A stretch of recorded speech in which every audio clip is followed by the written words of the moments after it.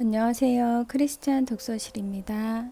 오늘은 황성주 박사의 시편 23편 책을 읽도록 하겠습니다. 시편 23편 예찬론. 나는 시편 23편을 통해 생애가 바뀐 사람이다. 한 구절 한 구절 묵상할 때마다 키가 자라는 것 같다. 평범한 사람들이 이 시편을 통해 영적인 거목으로 거듭난다. 읽으면 읽을수록, 묵상하면 묵상할수록 그 내용과 의미를 되씹어 보면 볼수록 은혜를 받는다. 이 시편을 1년 동안 묵상해보라. 단순한 감동이 아닌 변화의 역사를 체험할 것이다. 은혜가 흘러넘치면 이웃 사람들이 변화되는 기적을 목도하게 된다. 나는 이 시편을 통해 생애가 바뀐 사람들과 더불어 살고 있다. 그리고 앞으로 바뀔 사람들을 위해 뛸 것이다. 죽을 때까지 이 걸음으로. 시편 23편은 예배 찬송이 아닌 생활 속의 노래, 삶 속의 고백이다.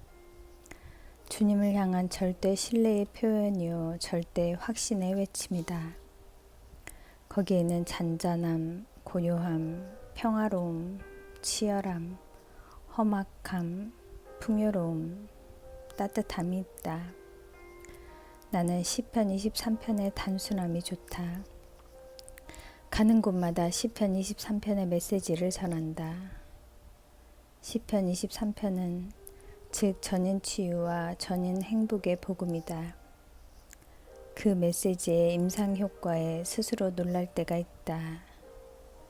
그 메시지를 선포할 때마다 환하게 밝아지는 얼굴들. 나는 최소한 청중들의 얼굴에 빛이 생겨야 만족한다. 시편 23편은 이상한 책이다. 어둠에서 빛으로, 상처에 찌든 삶에서 행복으로, 속박에서 자유함으로 놀라운 일이 생긴다.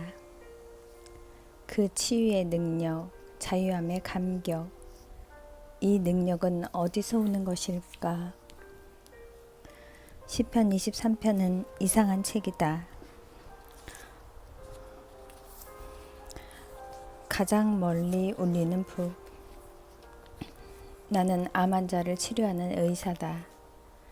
나만큼 암 환자의 고통과 애환을 깊이 이해하는 사람도 드물 것이다.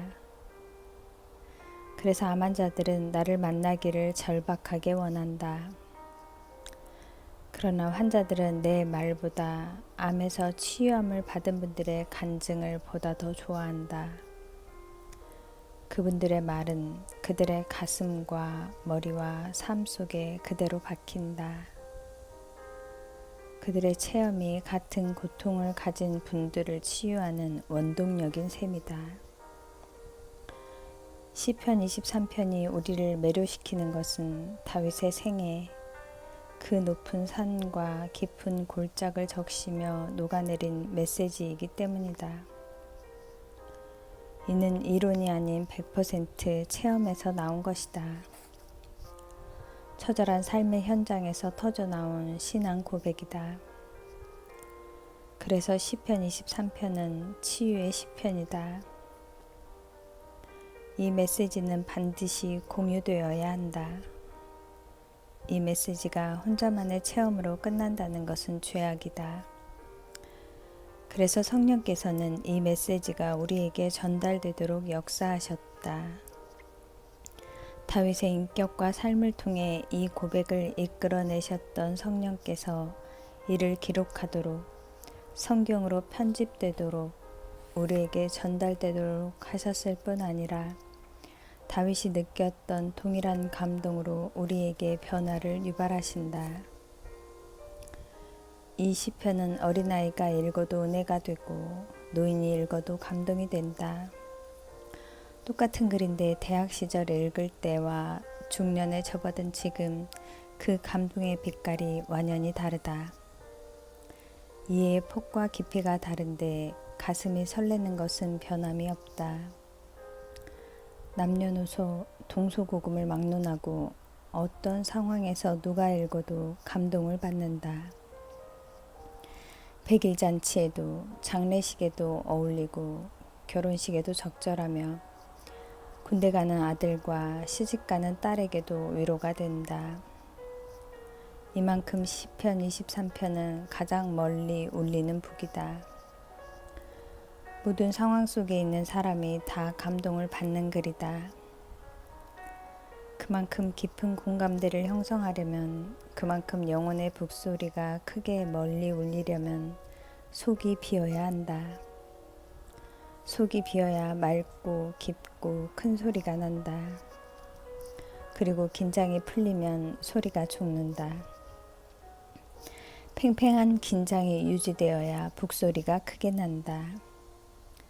가족의 상태가 그만큼 소리를 좌우한다. 깊은 공감대는 자기 부정에서 나온다. 그리고 정직과 겸손에서 나온다. 그리고 자신에 대한 끊임없는 채찍질, 중단 없는 혁신, 변화의 추구에서 나온다. 사실 사명이라는 게 대단한 것이 아니다. 이런 글 하나 남기고 죽으면 그 사명을 다하는 것이다. 세계를 변화시키는 글 하나를 남기고 죽을 수 있다면 이는 욕심일까? 한 폭의 수채화. 이 시편의 분위기는 단순함의 능력, 은은함의 권능, 그리고 고요함 속에 치열함이 담겨 있다. 읽어가다 보면 선한 목자와 사랑받는 양과의 관계에서 어느덧 나그네와 환대하는 주인의 관계로 장면이 바뀐다. 시편 23편의 단순성은 순진함이 아닌 복잡성을 포괄하면서 그 중심을 뚫고 나온 단순성을 의미한다. 확고한 진리가 뒷받침된 단순성이다. 변화의 권능이 스며있는 순수함이다. 사랑의 흔적이 알알이 박혀있는 하얀 대리석이다. 복잡하지 않지만 그렇다고 무미 건조함도 아니다. 달콤하고 부드럽고 계속 음미할 만한 맛이 풍겨 나온다. 마치 무디 있는 밤에 연인들이 즐기는 포도주와 같은 향긋한 맛. 그 그윽함 속에 젖어들게 하는 마력을 지녔다. 이 시편은 다윗이 압살롬의 반란으로 쫓겨다니다가 예루살렘 귀한 시에 지은 것이라는 견해가 있다. 그렇다면 영적 무사한 일에서 비롯된 간음과 살인, 아들의 근친상간, 자녀들 간의 증오와 암논의 죽음, 마침내 압살롬의 반역으로 인해 광야로 내몰린 그 광야에서 다윗다움을 회복하고 겸손의 사람, 기도의 사람, 사랑의 거인으로 거듭나는 과정을 통해 빚어진 다윗의 외침이라 할 수 있다. 인생 최대의 위기를 극복하고 그 참혹함과 처절함을 맛본 다음 터져나온 시편이다. 그래서 이 시편은 더욱 소중하고 가치 있는 고백이다. 처절한 고통과 절규와 비탄, 감사와 찬양과 감격이 어우러지면서 가난한 심령으로 부른 신앙 고백일 것이기 때문이다.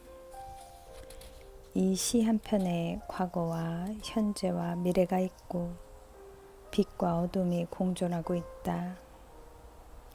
푸른 초장, 잔잔한 물가, 삼행의 음침한 골짜기가 한데 어우러져 시줄과 날줄처럼 짜여진 불후의 명작이다.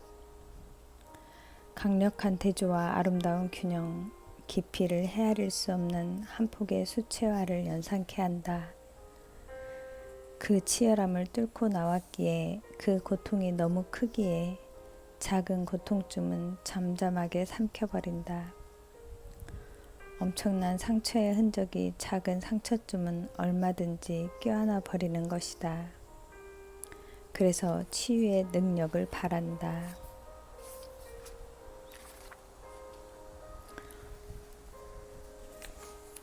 여호와는 나의 목자시니 나는 주님이 좋다. 주님은 나의 모든 것의 모든 것이다. 그 이름을 부르는 순간, 그분을 바라보는 순간 모든 걱정과 스트레스가 사라진다. 내 안에는 필자를 하나님 자만 들리면 자다가 벌떡 일어나는 사람이라고 정의한다. 칭찬 같기도 하고 비웃음 같기도 하지만 어쨌든 기쁘기 한량없다. 대학 시절에 나의 별명은 네 가지였다. 예수, 세상에서 가장 행복한 사나이, 평강의 왕, 황사또.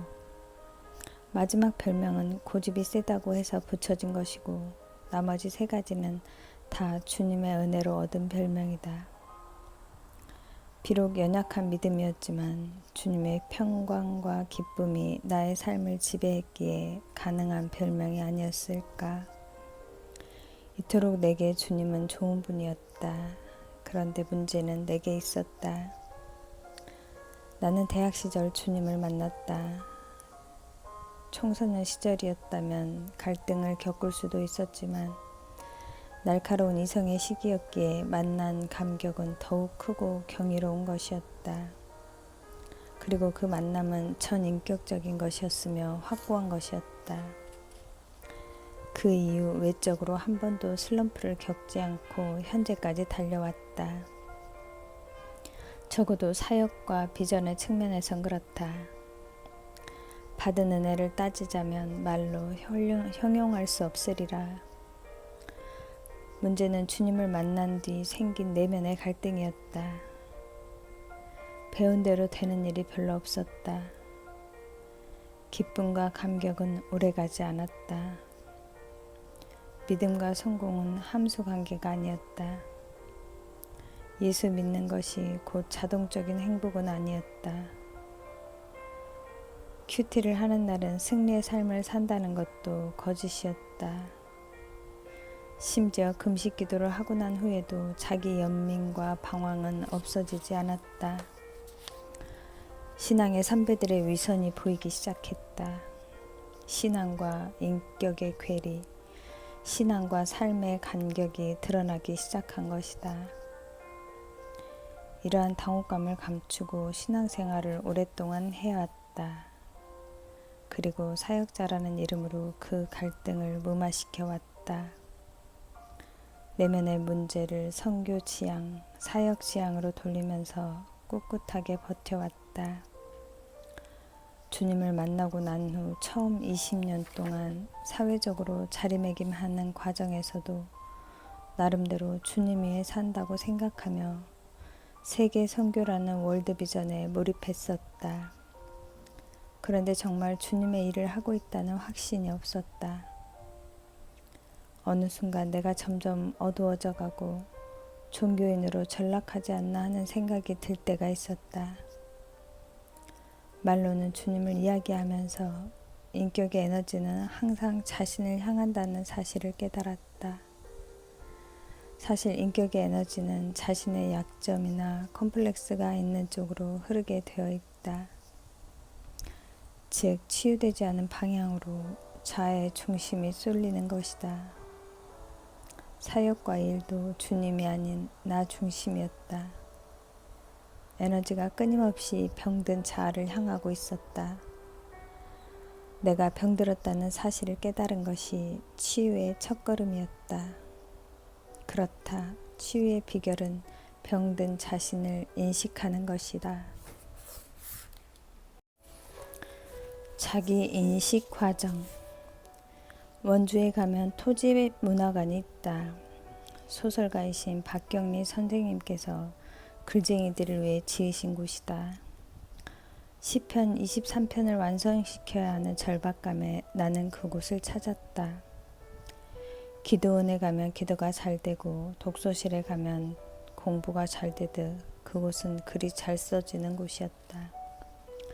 도착한 첫날 혹시나 해서 선생님을 뵐 수 있겠느냐고 사무실에 연락을 했더니 한참 후에 면담이 허락되었다. 오랫동안 치과하고 계시는 분이라 만나시겠다는 연락이 반갑기 그지없었다. 최근에는 아무도 잘 만나지 않는다는 이야기를 들어왔던 터라 더욱 반가웠다. 고풍스런 안방에서의 대화는 오랫동안 기억에 남을 정도로 화기애애하고 정이 넘쳤다. 건강에 대해 묻자 선생님은 자신이 15년 전에 수술받은 암 환자임을 밝혔다. 당시 유방암이 상당히 진행된 상태에서 수술만 받고 항암 치료는 거절했다고 한다. 그런데도 지금까지 재발하지 않고 있다는 것이 놀랍다고 하셨다. 의사들도 혹시 오진이 아니었을까 하며 신기해한다는 것이다. 그런데 많은 암 환자를 치료해본 나에게는 잡히는 것이 있었다. 그래서 내가 정색을 하고 말씀드렸다. 그것은 오진이 아니고 완치된 것입니다. 선생님 같은 분은 암에 걸려도 다시 재발되지 않습니다. 그랬더니 놀라시며 그 이유를 물으셨다. 암에 걸리면 일단 자유가 주어집니다. 상황이나 관계에 의해 어쩔 수 없이 끌려가던 삶에서 자기가 주도권을 찾게 된 겁니다. 그러면 암이 더 이상 자라지 않습니다. 더 중요한 것은 왜 암에 걸렸는가를 인식하게 되고 과거를 재해석하게 되는 것입니다. 그 인과관계를 파악하게 됩니다. 암에 걸릴 수밖에 없었던 자신의 실체를 깨닫게 됩니다. 자기 인식 과정이 시작됩니다. 나무를 보던 눈이 숲을 보게 됩니다. 상황을 초월하여 포괄적인 시각에서 인생을 보게 됩니다. 그래서 암을 유발할 수밖에 없었던 과거의 상황으로 다시 돌아가지 않습니다. 암의 재발을 막으려면 과거의 삶에서 돌이키는 능력이 필요합니다. 암이 좋아하는 삶에서 암이 싫어하는 삶으로 전환되어야 합니다. 선생님처럼 통찰력과 결단력이 있는 분들은 암이 재발하지 않습니다. 변화는 치유 사역과 함께. 나는 94년 의대 교수직을 사임하고 서울 서초동에 사랑의 클리닉이라는 병원을 설립했다.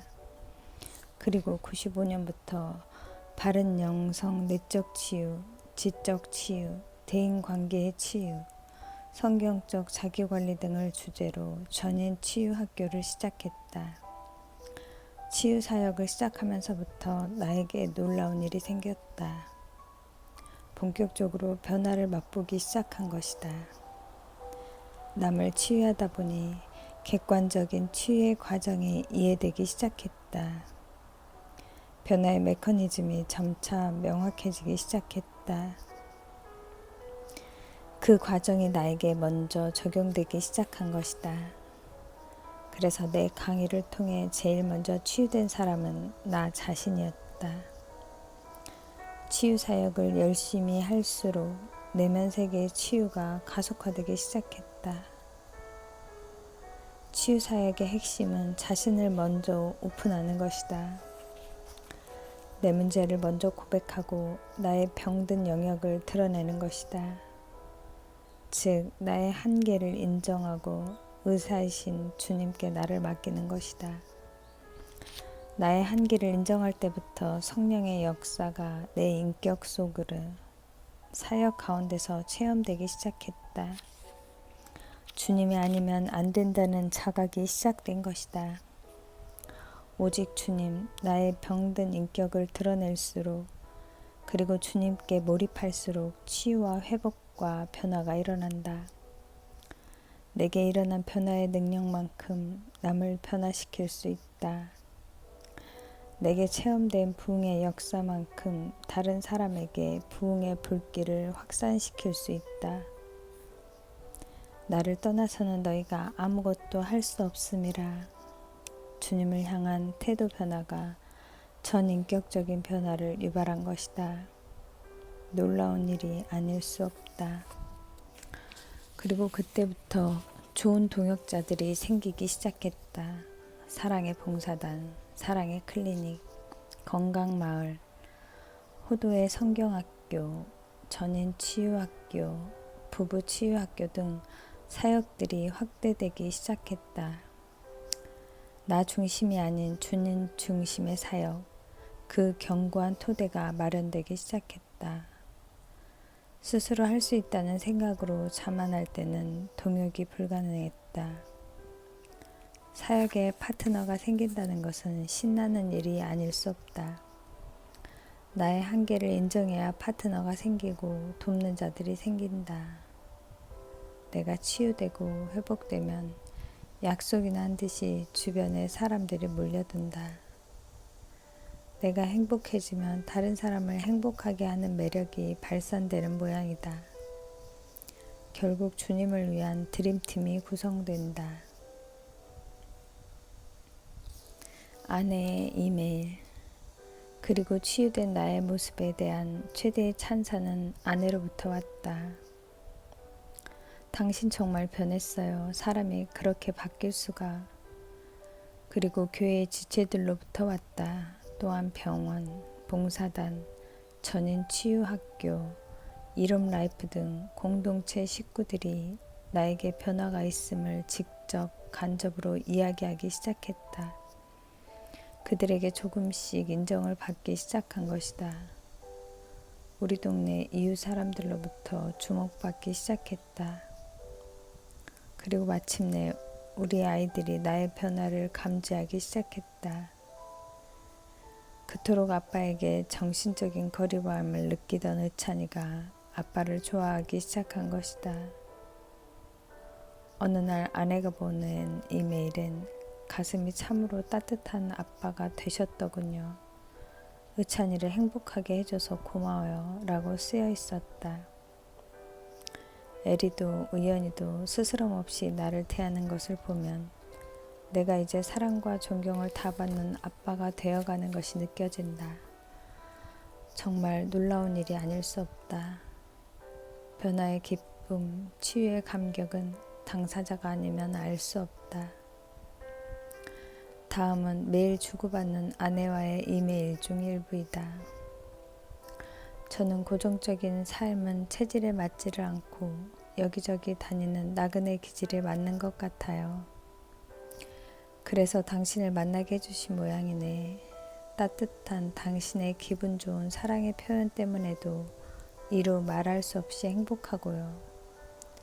와 신난다. 당신에게 칭찬을 다 받고 언제나 연인 같은 당신, 현명한 남편이 있다는 것에 감사드립니다. 당신의 지혜에 다시 한번 감탄하며 저녁 늦게나 한국에 도착을 하겠군요. 당신의 가슴 한구석 옆에 저를 두고 따뜻하게 주무세요. 난 언제나 당신 곁에 있으니까. 세상에서 가장 다정하고 샤프한 내 남자에게 아름다운 당신, 나는 늘 당신이 말씀을 전하기 위하여 강단에 설 때마다 아름답다고 느껴왔어요. 생신 축하드려요. 자, 지그시 눈을 감고 내 마음의 꽃다발을 받으세요. 당신의 비전과 그 꿈에 동행하시는 하나님을 찬양합니다. 이러한 일을 추진하는 당신의 뜻이 너무 귀하다는 생각에 당신이 매우 자랑스럽게 느껴지네요. 이렇듯 연애 시절보다 더 애틋한 사랑을 나누는 부부가 되었다. 나로 인한 아내의 행복 그리고 동역의 기쁨, 정말 놀라운 일이다. 변화의 기적을 보여준 단면이다. 나는 여성지 레베카에서 보내온 설문 중 가장 존경하는 여자는 이라는 항목에 아내 배미경이라고 화답했다. 아름다운 당신 고맙고 감사하오. 특히 당신을 내게 주신 주님께. 당신은 주님의 걸작품이요. 이유를 묻지 말고 메이드 인 로드이므로 무조건. 이제는 당신의 단점까지도 점점 사랑하게 되는 것 같군. 우리 하나 되어 주님 오실 그날까지 모델적인 온전한 부부로 살아갑시다. 주님 일도 많이 하고 아이들도 세계적인 인물로 키우며 주님 앞에 섰을 때 부끄러움이 없는 우리로 주신 달란트 100%다 발휘하고 나의 부족한 부분, 취약점에 더 이상 상처받지 말고 사랑으로 감싸주길 바라오. 이렇듯 아내에 대한 시각이 바뀐 것은 기적 중의 기적이다. 치유하시는 주님의 은혜에 의해서만 가능한 일이다. 1대1의 관계. 주님이 나의 목자라는 말은 개인적 관계를 뜻한다. 이 관계는 체험적 관계, 인격적 관계, 1대1의 관계이어야 한다. 주님은 우리의 목자가 아니다. 주님은 나의 목자이시다. 나를 통과하지 않는 우리란 있을 수 없다. 주님을 만나면 반드시 나를 만난다. 자아 정체성을 회복하게 된다. 온전한 자아 의식으로 충만해진다. 주님을 만나면 내가 없어지는 것이 아니다. 내가 더 선명해진다. 주님 나의 개성, 인격적 특성, 특기, 재능, 취미, 호기심, 다양성, 창조성을 무시하는 것이 아니라 이 모든 것에 생동감을 부여하신다.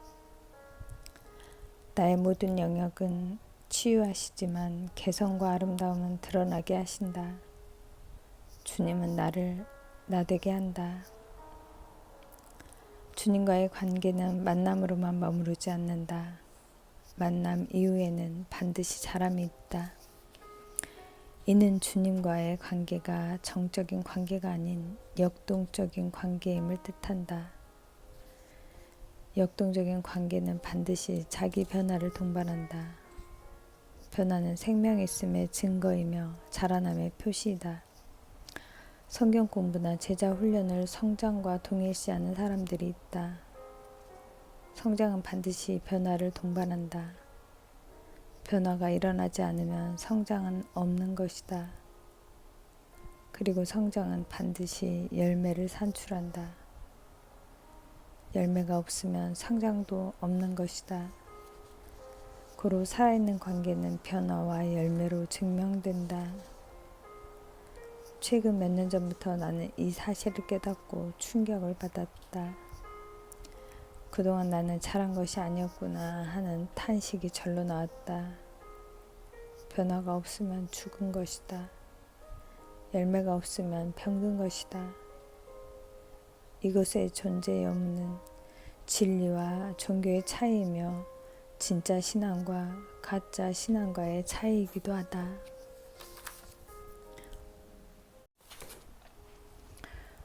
변화를 위해 기도하라. 묵은 땅에서는 수출을 낼 수 없다. 죽은 나무에는 새봄의 향기가 없고 연두빛 잎사귀도 없다. 날마다 은혜 가운데 새로워지고 진리 가운데 변화되지 않는다면 이는 죽었든지 병들었든지 둘 중에 하나일 것이다.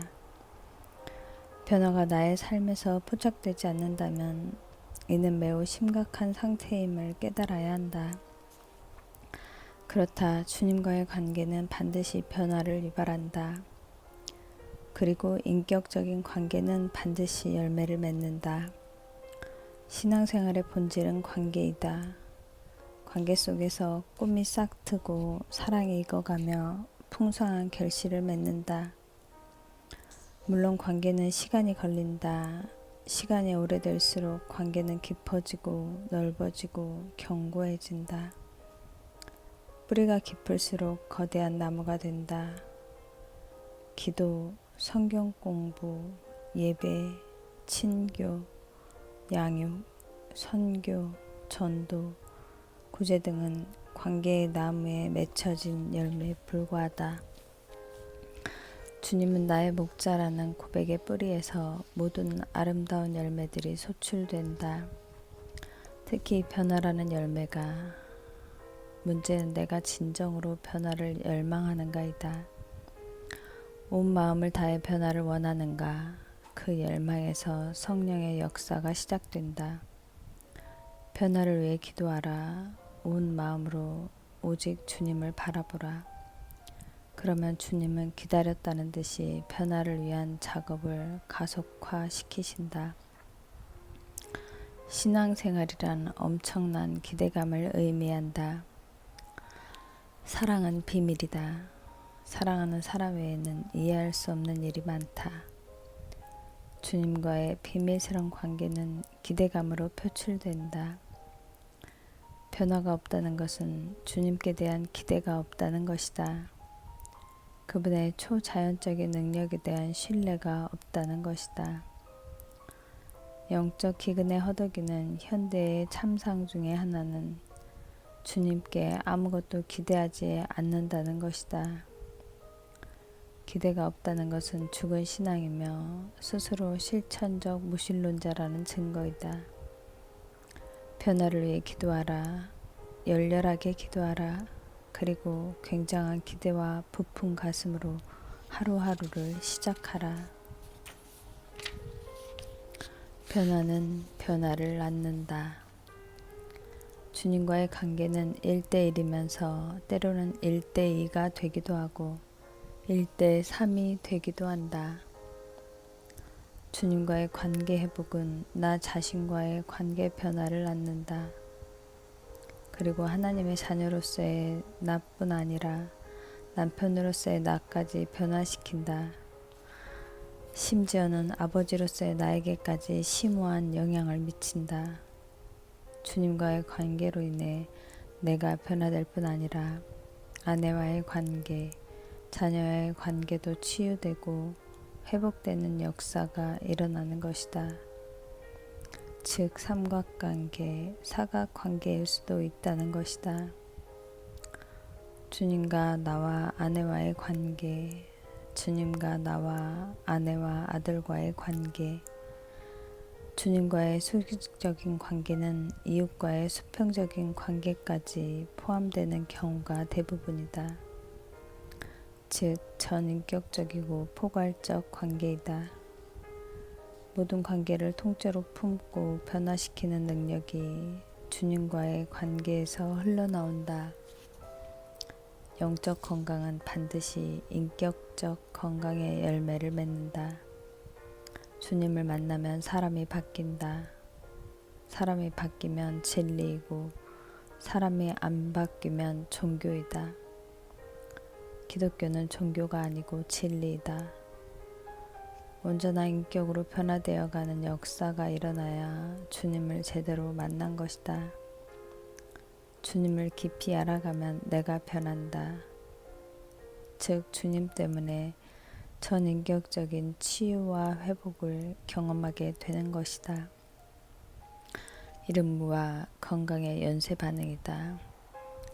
또한 인격적 건강의 열매는 대인관계의 치유와 회복을 나타낸다. 즉 사회적 건강이라는 열매라고 할 수 있다. 내가 회복되고 온전해지면 저절로 대인관계가 변한다. 내가 변화되고 진정한 자유를 누리면 행복해진다. 내가 행복해지면 다른 사람들이 덩달아 행복해지는 역사가 일어난다. 이른바 행복의 동심원이 점점 넓어지고 영적 영향력은 더욱 빛을 발하게 되는 것이다. 내가 행복해지는 것 그 자체가 영적 도전이요. 다른 사람을 죽게 인도하는 영적 흡입력이 된다. 내 아들 황의현, 의현이는 내가 서울의대 예방의학교실에 근무할 때 태어났다. 나는 아들보다 딸을 원했지만 아들이라는 소식에도 마냥 좋을 뿐이었다. 뿌리 깊은 남존여비 사상이 작동한 것일까. 집안의 학렬을 따라 의현이라고 지었다. 의로운 의에 어질 현자를 붙여 나름대로 최선을 다한 이름이었다. 그러나 어쩐지 섭섭해 성경에 있는 이름을 채택하여 요한, 영어로는 존이라고 했다. 예수님께 가장 사랑받았던 인물, 사랑의 사도인 요한이 되라는 간절한 소망이 담긴 이름이다. 그런데 자라면서 관찰해보니 감성보다는 지성의 발달이 앞서는 아이였다. 심하게 말하면 냉소적인 면이 많은 아이였다. 누나 동생과의 관계에서도 이기적인 면이 그대로 노출되곤 했다. 기대가 너무 컸던 탓인가 솔직히 말해 실망이 컸다. 의연이가 초등학교 3학년 때 내가 책임자로 있던 사랑의 봉사단 단원으로 필리핀을 가게 했다. 당시 봉사단에서는 한 선교사님이 운영하는 세브라는 섬의 고아원에 해마다 봉사팀을 보내고 있었다. 그런데 그 섬에서 보름 동안 땀을 흘리면서 봉사하던 경험이 그의 삶에 큰 흔적을 남겼다. 그 보람이 그를 성장시켰다. 그때 심었던 유실수가 자라 고아원 아이들의 재정적 자립에 큰 도움이 된 것이다. 결국 자기밖에 모르던 아이가 봉사하는 삶에 눈을 뜬 것이다. 시간만 나면 의연이는 그 섬에 가고 싶다고 했다. 땀을 흘리고 싶다고 했다. 이때 처음으로 의연이에 대한 선입견이 흔들리기 시작했다. 의연이에 대한 진짜 희망이 싹튼 것이다. 초등학교 5학년 때는 방글라데시를 다녀왔다. 당시는 아내가 공부하러 영국에 가 있던 시절이라 의연이도 영국에서 공부하고 있었다. 방글라데시를 다녀온 소감을 물었더니 덤덤하게 대답했다. 방글라데시 우지에 가서 이슬람 학교 아이들과 놀아주고 왔다는 것이었다. 본래 말이 없는 아이라 그런가 보다 했다. 한참 후 영국에서 날아온 편지에 아내는 감격스럽게 의연이의 놀라운 변화에 대해 담담하게 묘사했다. 어머니가 인정해주는 변화. 정말 놀라운 일이 아닐 수 없다. 나와 의연이의 관계에 있어서도 역시 주님은 주님이시다. 이 삼각관계의 비밀을 누가 알까? 의연이가 달라졌어요. 이렇게 시작되는 서두 처음 보셨죠? 의연이가 이번 봉사단 활동은 지루했고 배운 것이 없다고 투덜댔는데 그게 아니랍니다. 방글라데시에서 지겹게 율동과 노래를 했다고 투덜댔는데 그것도 현지 아이들 앞에서 말입니다. 그런데 이곳 영국에 와서 전에 그토록 싫어하던 어린애들과 함께 놀아주고 있어요. 방글라데시에서 배운 재미난 동작을 취하면서 말입니다. 다른 사람도 보고 놀라고 있어요.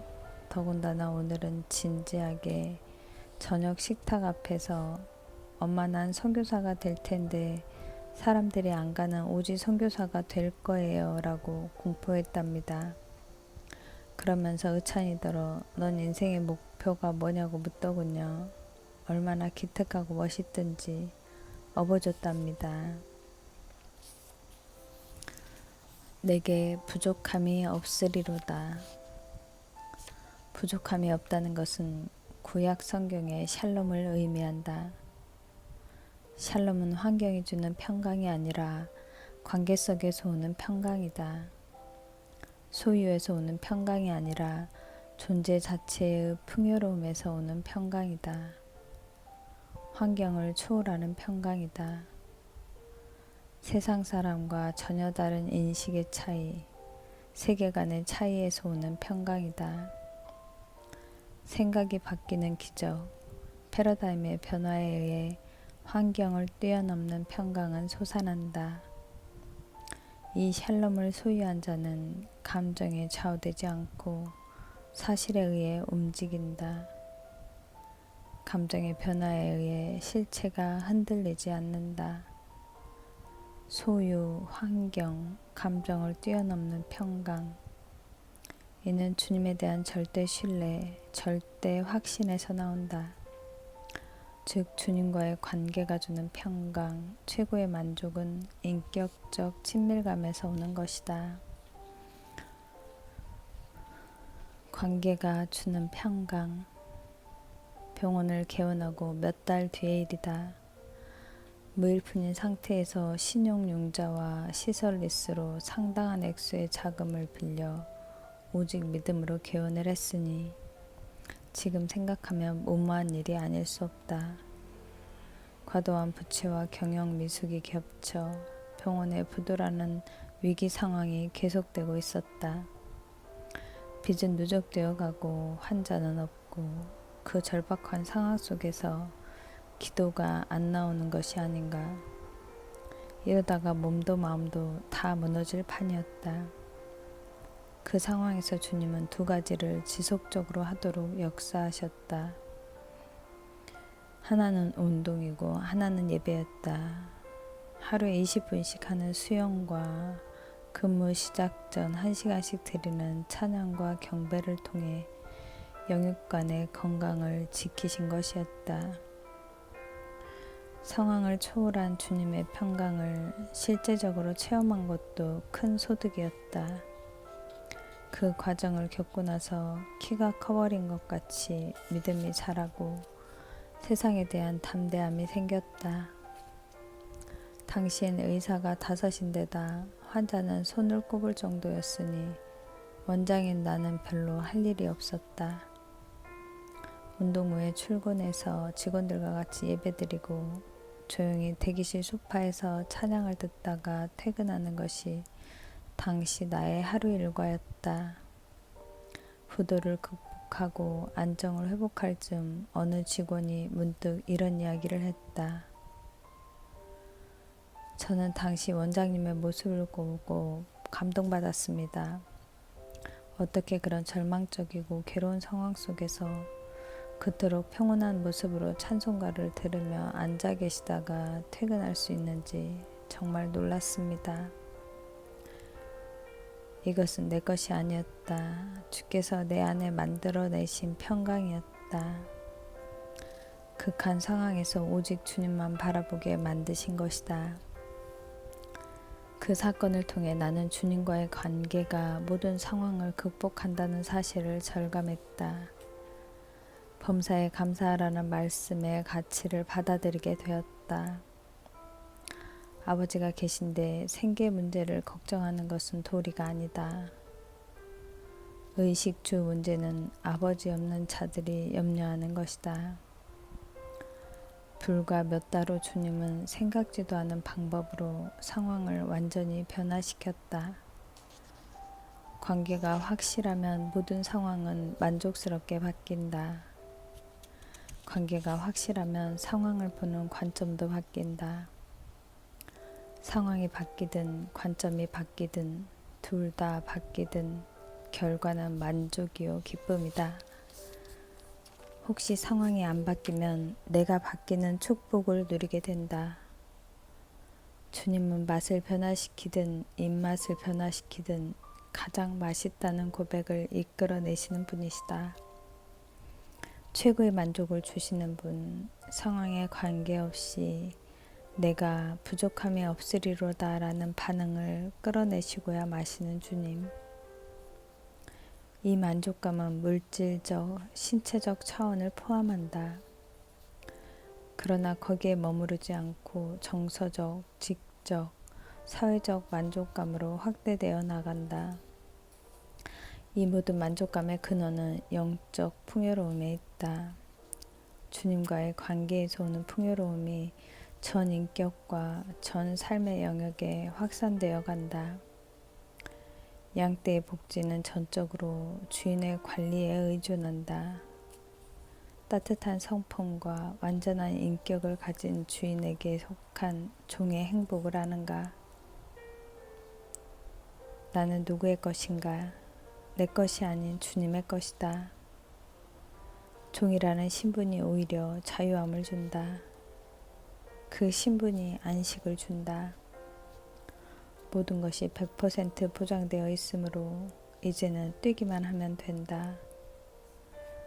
나의 행복은 주인이 나를 향한 열정과 헌신에 달려있다. 나의 행복을 위한 그분의 추진력을 신뢰하자. 그 주인을 바로 알고 나를 위탁할 때 부족함이 없으리로다 라는 고백이 절로 나온다. 모든 것을 채우신다. 우리 아이들은 셋이다. 외동딸인 에리는 끼가 있는 아이다. 그래서 그런지 두 아들에 비해 목표가 분명하고 열정이 있다. 한번 정하면 모든 것을 쏟아붓는다. 요구하는 것이 분명하다. 그래서 대하기가 편하다. 아들들은 무엇을 원하는지 불분명하다. 특별히 원하는 것도 없다. 열망이 없기에 무엇을 주어야 좋을지 곤란할 때가 많다.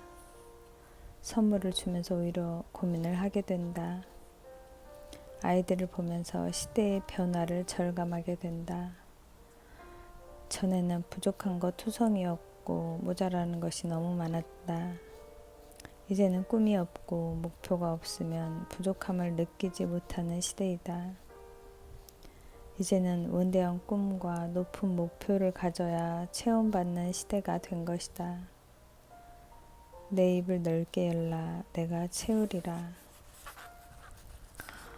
주님은 필요가 많은 사람을 좋아하신다.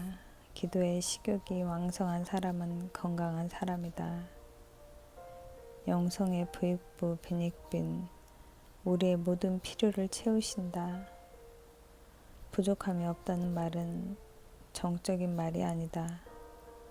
역동적인 관계를 의미한다. 계속 부족하고 채워가는 과정을 의미한다. 가난한 심령을 계속 유지하는 것이 체험받는 비결이다. 체험받지 못하는 가장 큰 이유는 열망이 없기 때문이다. 내미는 손이 없는데 무엇으로 받겠는가? 축복을 담을 그릇이 없는데 어떻게 채우겠는가? 주님께 확실하게 요청하라. 부족함을 정확하게 표현하라. 열망이 클수록 응답의 감격은 크다. 많이 구하면 많이 받는다. 나의 열정은 주님의 열정을 유발시킨다. 문제는 필요와 욕구를 혼동하는 데 있다. 주님은 우리의 필요를 채우시는 분이지 욕구를 채우시는 분이 아니다. 아이들이 원하는 대로 다 해주는 부모가 어디 있겠는가? 훌륭한 부모, 분별력 있는 어버이는 자녀가 필요한 것을 채워준다.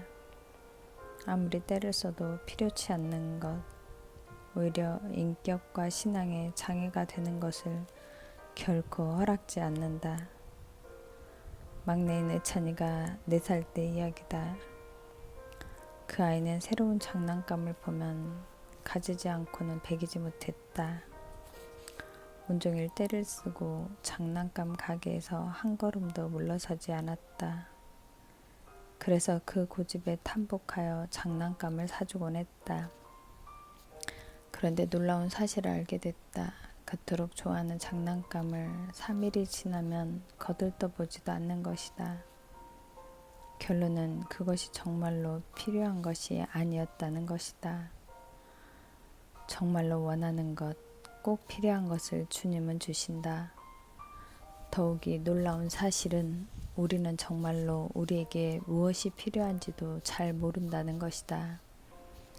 필요에 대한 인식이 왜곡되어 있다는 것이 더 문제이다. 아예 우리의 필요까지 주께 맡기는 것이 지혜가 아닐까. 현대는 다양하고 복합적인 욕구의 시대이다. 그리고 인간은 결핍을 느끼는 존재이다. 인간의 욕구는 다양하고 그 폭과 깊이도 사람마다 각각 다르다. 그리고 시간이 갈수록 욕구의 단계는 점점 높아진다. 생존의 욕구에서 안정으로, 애정으로, 존경과 명예로, 자아 실현으로, 도덕적 자유로, 지적인 욕구로, 심미 의식으로. 더욱 놀라운 사실은 한번 채워진 욕구는 더 이상 동기부여가 될 수 없다는 것이다. 사람들의 욕구는 시시각각으로 변화되고 그 수준은 점점 높아가기 때문이다. 끊임없이 분출되는 새로운 욕구. 그러다 보니 내가 정말 필요한 것이 무엇인지도 모르게 된다. 무엇이 필요이고 무엇이 욕구인지 구분하는 분별력을 상실한 것이다. 나도 나를 잘 모르는 세상에 온 것이다. 이 혼돈의 시대에 주님만이 나의 필요를 아시고 채우신다. 나의 필요를 깨닫게 하시고 기도하게 하시고 채우시는 주님을 찬양할 수밖에 없다. 주님은 나를 과대평가하신다. 개원을 앞두고 대학 교수직을 정리할 때의 일이다. 몇 군데 병원 자리를 물색하다가 마음에 드는 곳을 발견했다. 강남의 한 백화점에 집단 개원 형태로 된 30평 정도의 공간이 있음을 알고 사용 신청을 냈다. 처음 임대할 때 몇십 대 1의 경쟁이 있었던 곳이다. 이미 소아과가 있었던 자리인데 워낙 환자가 적어 조용히 정리하려던 차에 내가 들어가게 된 것이다. 이를 위해 몇 달 전부터 준비하고 새로운 계획을 세우던 상태인데 막상 입주 결제가 나질 않았다. 이는 아랫사람의 정결사항이라 백화점 사장이 광양할 일이 아닌데도 이상하게 계속 결제를 미룬다는 것이었다. 결제를 미룬다는 것은 사실상 거부나 다름없다는 사실을 알고 큰 실망이 되었다. 몇 달 동안 들인 공이 이렇게 허망하게 무너질 줄이야. 중간 역할을 했던 그곳 원장님은 사장에게 압력을 넣을 수 있는 분을 지칭하면서 그분이 전화 한 통만 해주면 금방 해결될 거라고 기뜸을 해주었다. 그런데 갑자기 마음이 평안해지면서 주님께 몇 달 동안 기도해 오지 않았던가, 주님이 허락지 않는다면 사람에게 압력을 넣는다고 이 일이 될 것인가, 되더라도 그렇게까지 구차하게 매달리는 것은 명백한 불신앙의 자세가 아닌가. 분명 여기에는 다른 뜻이 있으리라는 확신이 들었다. 그래서 상당한 금전적 손해를 보았지만 그날로 그곳을 포기하고 개원을 준비하던 의사들을 보내 다른 장소를 물색하게 한 결과 소초동에 100평 규모의 병원을 시작할 수 있게 되었다. 이로써 사랑의 클리닉 서초동 시대가 문을 연 것이다. 주님은 앞으로의 필요를 아시고 나의 상상을 뛰어넘는 큰 규모로 병원을 시작하게 하신 것이다.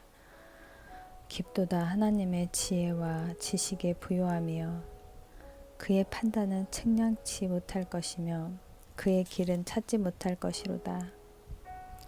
우리의 온갖 구하는 것이나 생각하는 것에 넘치도록 능히 하실 이에게 주님은 우리를 과대평가하신다. 우리의 좁은 지식을 초월하시는 주님을 찬양하자. 우리로 작은 야망을 포기하고 자신의 원대한 비전에 동참하게 하시는 주님을 찬양하자. 우리의 그릇을 넓히시고 채우시는 주님. 주님과의 관계를 가로막는 요인은 무지이다. 한마디로 그분을 잘 모르기 때문에 생긴다. 무지에서 두려움이 생긴다. 무지 때문에 불필요한 에너지를 쏟고 그 결과에 의해 상처를 받는다. 대학 시절 주님을 위해 살기로 했지만 어쩐지 걸리는 것이 하나 있었다. 혹시 나를 아프리카 선교사로 보내지 않을까 하는 두려움이었다. 그런데 어느 날 성경을 읽다가 그 의문을 풀 수 있었다. 빌립보서 2장 14절 말씀이었다. 너희 안에 행하시는 이는 하나님이시니 너희로 소원을 두고 행하게 하시나니. 이 말씀 앞에 두려움의 견고한 진은 여지없이 무너졌다. 그분은 먼저 소원을 두고 행하게 하신다. 그분은 질서의 하나님이시요 인격적인 하나님이시다. 인격적인 하나님이 절대로 못하시는 것은 바로 우리 마음을 강탈하는 것이다. 끝까지 우리에게 사랑으로 호소하실 분, 그분은 결코 강요하지 않으신다. 우리에게 강요하실 이유가 없으신 분이다. 관계에 있어서 가장 기본적인 것은 대상에 대한 깊은 이해이다. 우리의 모든 필요를 아시고 앞서가시는 주님을 알아가라. 주님을 아는 지식에서 자라가라. 감사합니다.